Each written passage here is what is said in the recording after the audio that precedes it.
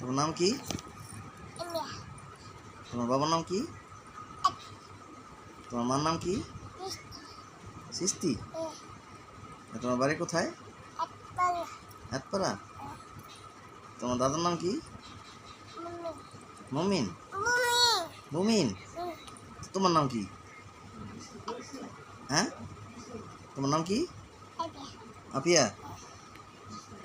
তোমার বাবার নাম কি? আতিক। তোমার নানার নাম কি? নানার নাম? নানার নাম? নানা নানা নাম কি? নাম পারো না? বলো ইলিয়াস।